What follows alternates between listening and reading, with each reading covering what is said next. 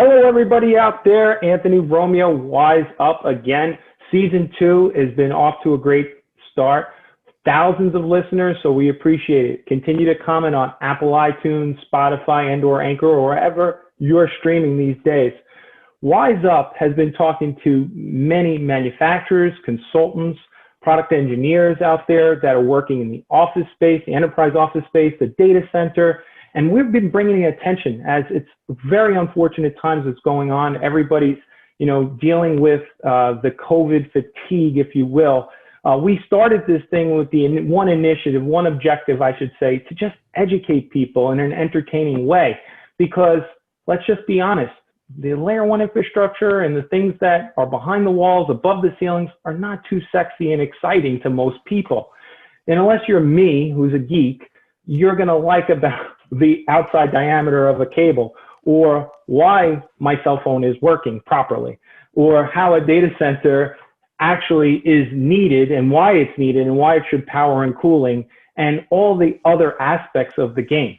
So without further ado, today we have a special guest with us, Peter Jones, distinguished engineer from Cisco. Anybody hear about a company called Cisco? Tiny little company established in 1984.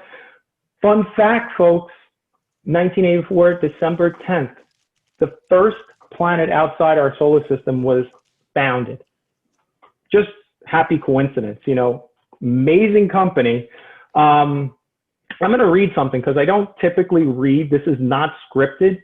Wiseup, we've had several guests on our show, and you can go back to the notes and look at the other shows, but I've never read anything. But I'm going to read something here really quick. Cisco's strategy will change the economics behind how the internet will be built to support the demands of future digital applications, and they will enable customers to operate their businesses with simpler, more cost-effective networks. And again, folks, I'm reading that clearly. It's not my words. It's the investors and people that are behind this company and stand behind this company that are writing that, because they know at its simplest form. Peter, you answered that question before. At its simplest form, what is it that Cisco does? We build the internet. That's it. It's done. Okay, end the show. Everybody go home. Thanks for listening in.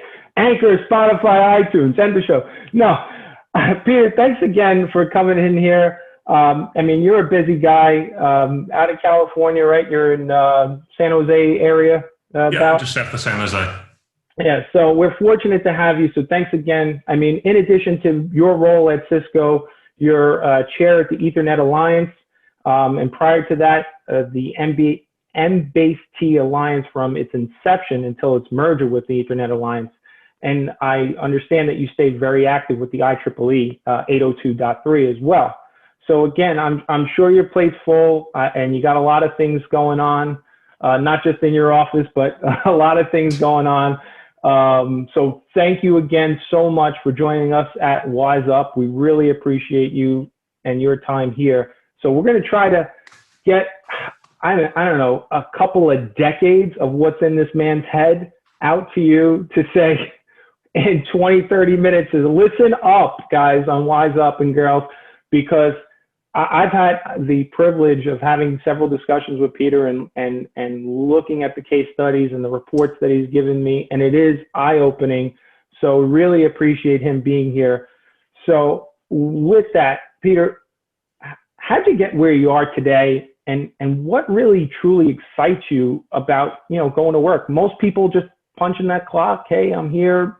Let me just go pound out another license plate and I'm good until I put in my 30, right? What gets you out of bed in the morning and gets you going about your job and your role within Cisco? So firstly, Anthony, thanks for inviting me to come along. I think it's really important that we talk to more than just ourselves, and so getting access to people who listen to you is sort of awesome to me. How did I get here? Well, grew up in Perth, Western Australia. You can probably hear from the accent. I thought that was Brooklyn, but I was off. Yeah. So Australia is large, right? It's the size of the US with about 25 million people. And the western third of the country is one state, about 2.5 million people, and 2 million of them live in Perth. So it's very isolated. And I think what's interesting about that is you end up with a sort of different view of the world, which is you do what you can with what you have, because it's a very long way away from anywhere. And I think that's sort of the essence of how Australians approach problems. So I went through high school, actually spent, my first job was in a mining town. So I spent 2.5 years working on an iron ore mine. I did university in Perth. I actually planned to do physics. Then I figured out that physics was really fun but wouldn't pay. And I got into this computer thing. So I actually graduated in '84 with a computer science degree. As I said, first job was up on a mine site, worked a bunch of other places. So I got into networking in about 1988. Then I did a year of pre and post sales support in the US. You know, flying around the US installing networks. That was 89 to 90. Went back to networking. Went through a university research group. It spawned a startup. That lasted from like 97 through 2000. Flew myself over to Silicon Valley, got a job. That was 2001 through 2005 for a startup called Luminous Networks. When that hit the ground, I decided I was sick of building stuff that disappeared. Because, you know, it's like you build a castle in the sky, but no one else notices. So I went to work for Cisco because I wanted to build something that people would actually get to use. Right. What I didn't really know was I was going to work for the group that made Catalyst 2K and 3K, you know, which, as you probably know, is the backbone of most enterprises out there in the world. So a year, you know, 6 months in or so, I got to work on a project that was then called Next Gen Wiring Closet, because everything can be a next gen. And that's what became the Catalyst 3850. Which became, you know, one of the best-selling switches in the world, and that then birthed the Catalyst 9K, which, as you all know, is Cisco's fastest-growing product. So I got to work on the architecture that really defined Cisco's future campus switching, which is sort of awesome. Yeah, no, again, folks, it is a mouthful. I mean, I spoke to Peter a couple of times already, and to consolidate and ask him to, hey, so just submerge 20 minutes of content of your life career is very difficult. So we really appreciate it on how you described where you're at today and what you're doing with Cisco. Talk to us a little bit about the Ethernet Alliance, not so much where it started, but what it is that you got, what your team or the Alliance, is it taking over the world, or is it you know, world domination, or is it, how is it providing? Clearly world domination. Right. Nothing else is worth aiming for. So yeah. let me briefly touch on where alliances fit into the world. Probably the most well-known one is the Wi-Fi Alliance. Everyone knows about Wi-Fi Alliance certification. So the alliances in general, they serve sort of a parallel function. There's vendors who have a vendor point of view. Then there's standards, and standards get written by groups under certain rules. Often what you need is you need a bridge between the vendors, the standards, and the users. Because you must have seen it, right? Standards often speak in standardese. You guys will know this. If you go look at a standard from TIA, TR42 or something else, it requires translation to humans. Right. It's not so zeros Ethernet and ones. standards are the same. The Ethernet standard in general increasingly modifies the original. So now I think it's up to 150 clauses. And the first clauses tend to be things like 10-base-2. So Ethernet Alliance really is it's a collection of vendors and people in the industry. And we try and help push the industry forward. So we do a lot of work with interop testing. Right, so we'll do Plugfest before products are released. We'll get all the people, all the vendors into a room and actually get them to go and make sure that stuff works. Because eventually that's the promise of Ethernet. We also try and provide information into the Ethernet Standards Group, 802.3, to give them some of our views on what we're hearing. And a big part of what we do is we go and we evangelize Ethernet to the outside world. Now your question becomes is, why do we need to evangelize? Well, there's things like new technology. So for instance, Ethernet Alliance normally exhibits at OFC. And what we'll do is we'll get a whole bunch of vendors together. We'll show a multi-vendor demo up and running. Because as you know, right, seeing is believing. Right. We also do webinars. And so we'll do webinars, we'll do white papers, trying to basically explain technology so people can consume it. There's been a lot recently about our PUE certification program. We'll tend to do things explaining where we think things are going with that 200 gig or 400 gig. Again, the goal is really to provide vendor neutral information out to the market, because there's one thing to hear the vendor says X, right? There's another thing to hear the industry saying Y. So that's sort of Ethernet Alliance's job. Yeah. Well, I had the honor of working for a large manufacturer at one time, and one of the slogans there was they never manufactured to a specification. They would always try to manufacture to exceed the specification because they knew that the IEEE or the TIA was going to change anyway, going to edit that version. So they always tried to stay ahead of it, and it's very I would commend them for doing that. And one of the things that we deal with in the company that I have, we scrutinize the product set solutions that we offer to our clientele. There's a lot of counterfeit cables or counterfeit material out there, or poor, not trustworthy vendors or So I think where you're getting to is the standard is the bottom, right? You want to exceed the standard in all the ways that matter. Right. So Absolutely. There is a usually misunderstanding. A standard is not a product spec. Right. A standard is an interoperability spec. Right. And I mean, if you look at IETF, they say, I don't remember the exact words, but they say, be very careful what you send and be generous in what you receive. Right. Because your goal is to make sure when people use your stuff, it just works. Yeah.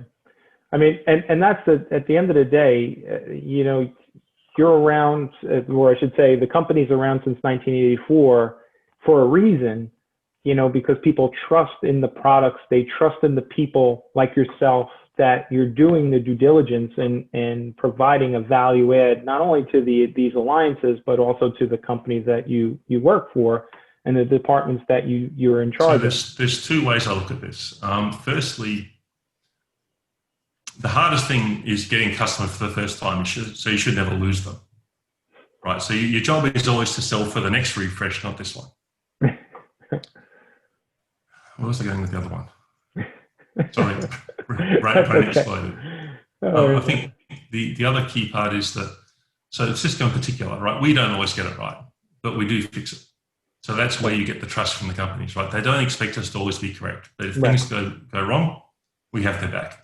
And that's what I think really is one of our key benefits, right? We have that trust built up over many years.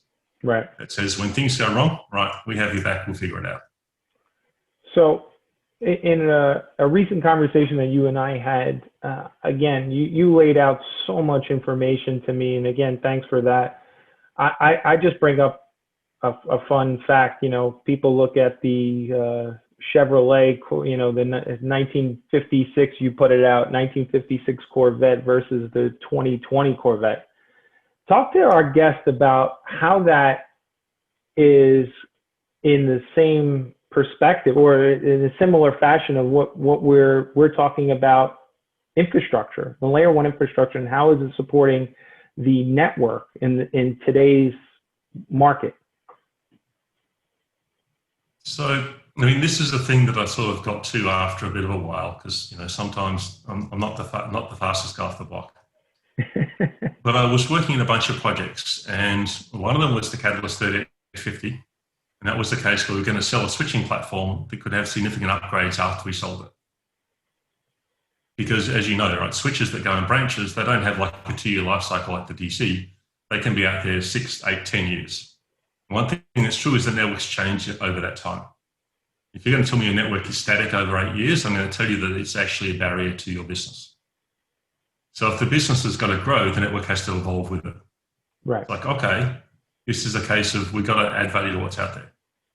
The next thing I got involved in was M-based T Alliance, which was promoting 2.5 and 5G based T over category 5 and 6. It's like, firstly, why are you doing that? Well, because we could see the need for more than a gigabit to each device. Be it a 11AC Wave 2 access point, an AX access point, a 5G microcell, an Intel server, choose your poison. Now, as you all know, right, actually, so I got some numbers from a while ago, 2014, the installed base of category cables are at 1.4 billion drops, and 1.3 billion were 5E and 6.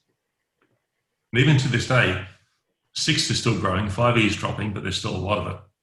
So if we had said we'll wait till 6A is a significant marketplace, right, we'd be waiting a long time.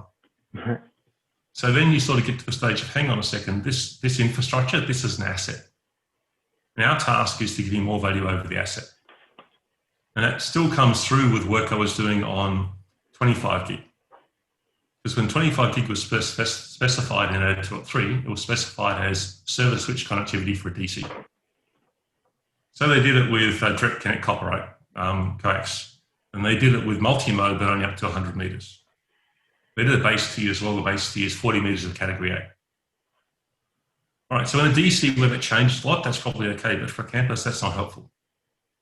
So when I got involved in 25 gig for the rest of the world, we start off with single mode and we set the parameters to say the same optical parameters as required for 10 gig, right? So 10 and 40 with the same requirements. What does that mean? That means if it's running 10 gig single mode, you can plug in 25 and know it worked. Makes adoption simpler. Right. And so the next thing I end up getting to, which we'll get to in a little bit, is single pair Ethernet, which is sort of the same deal. So what you see is you imagine that infrastructure. So the example I gave you was that in 56, they started building interstates. They finished in like mid-90s. They built 48,000 miles, but it's a 12-foot lane width. See, it's the Corvette C1 is one of those pictures I have from 56, and then there's the 2020. 240 horsepower in comparison to 495 horsepower. It's a little different there. But if you imagine, so let's imagine I built you a 2010 Corvette and it was 16 foot wide. And I told you, look, this is awesome, just build a new city. That's not very helpful. So if you think about the cabling infrastructure as the equivalent of the interstate, our job is to leverage that infrastructure to do new things. Now, I can guide, so I can guide that if you put in category cabling today, you should put in 6A. Right, but between when I guide that and when it becomes the dominant install base is a very long time. Right. So, you know, we in the networking business have got to get away from the idea that every new speed will get a new network. Right. Now, as I said, things are a little different in the cloud scale DCs because they rip and replace so often. But if you looked around enterprise buildings, how often do they recable them? It's not when you often. gut it or when you build a new one. Right. And that brings me to another point, another topic of discussion. What you brought to my attention was the Sinclair Hotel down in Fort Worth, Texas. For those of you who don't know, the Sinclair Hotel was built pre-war. You know, it's a beautiful Art Deco hotel. If you're ever in the Fort Worth, Texas area, I highly advise you check it out. I know many people are not traveling these days, but one of the things that Peter had brought to my attention is that it is M-base-T being run on the network. So in particular, that's really the world's, as far as I know, that's the world's first PoE powered hotel. Right. So it's not just the lights, right? They went the whole hog, right? They have PoE powered mini fridges. Right. And that was because the guy at the top of the food chain, Farouk, he sort of had a vision of what he wanted to build. And so, you know, that's an awesome demonstration of what you can build. But I'd also say that not everyone gets to make those choices on their project. So yes, if the guy at the top says, I'm going to go and execute this vision, awesome, and go have fun. You have to educate but in a more conventional person. place, you know, if I'm coming in and doing like a midlife refresh for a building, right, I really don't want to have to recable it. So, or you could be somewhere like a university or a heritage building where you really can't go and knock walls out. Right. Or maybe it's got asbestos. So the idea of solving the network problems by recabling, I think is just not credible. Mm-hmm.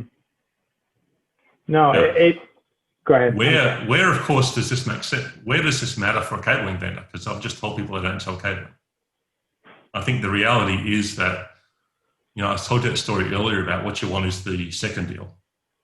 I think you establish credibility by selling really solid infrastructure, which adds value over time. So even though a given building might be 30 years, right, if I look at a university, for instance, maybe they've got 150 buildings, maybe they're renovating 2 a year. If I can establish credibility and offer rock solid performance, then I get the next deal. Right. So you're not selling on fear, uncertainty, and doubt. You're selling on proven ability to deliver. And you mentioned earlier, I think, at least in a conversation, that there is what you call, you know, first level product, second level, and sort of third level. And if people just think all Cat5 is the same, right, then it's usually okay when put it together, and maybe it's okay in a house. But if you put that thing in a 28 cable bundle, it ain't going to work so good for you. So we have to be able to sell the value of what we do. We have to be able to sell the workmanship, the components, because otherwise we're just a cost center.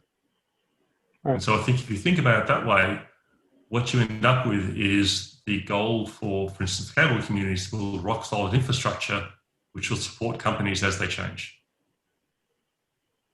Yeah, no. That's a pretty good business, but that requires a little bit of a long-term view. But what it is it's a morally strong profession. It's a thing you can go feel proud of. Well, and I concur with that wholeheartedly. Prior to me joining the team over at Wise Components, we were celebrating our 45th year in business, October 31st.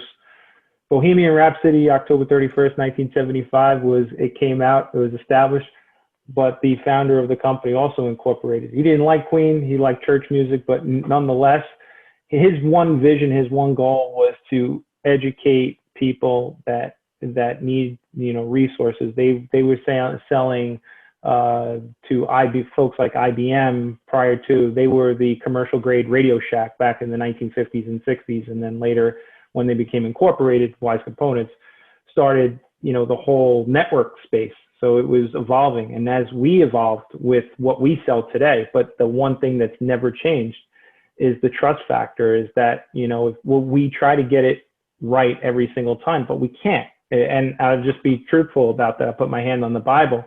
But if we don't get it right, we make sure that we make good on it and we get it done the next time so that people come back. And that's why I added before, we deal with quality manufacturers, quality vendors over the last 45 years, because if something is wrong, we want the assurances that people are going to stand by product to ensure that the customer, whoever that may be, is not left standing alone, that we're standing side by side to eliminate the grief. That's the same philosophy we have, because trust is hard to gain and really easy to lose. Absolutely. No, I can't reiterate that enough times.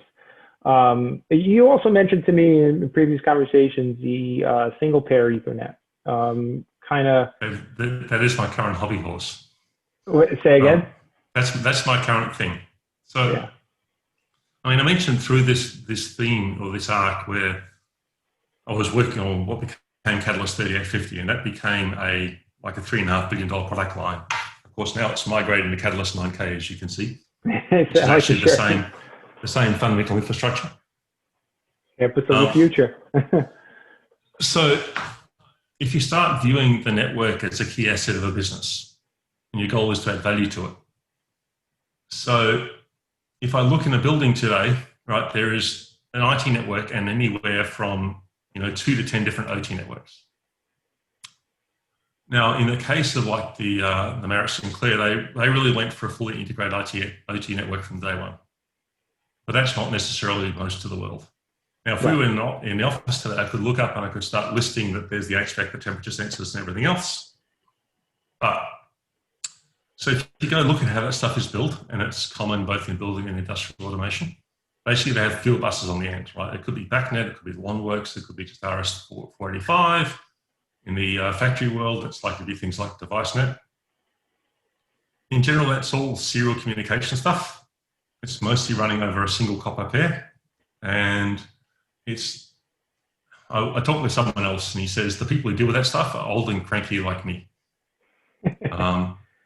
And so there's a whole set of problems when you want to move forward and really add value to that OT network and modernize it.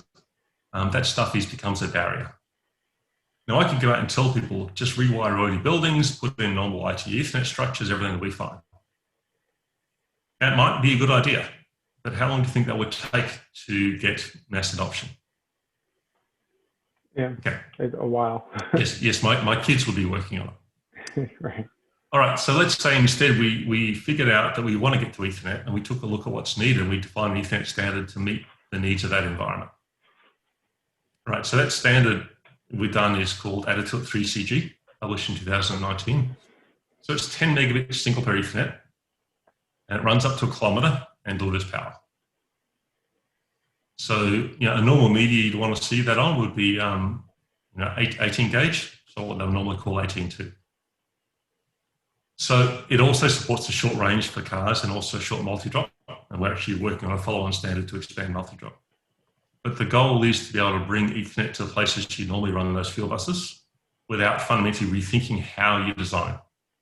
I also want to get to the stage where I can upgrade an existing infrastructure to run Ethernet instead of running BACnet, or instead of running LongWorks, and then provide new value on that same infrastructure.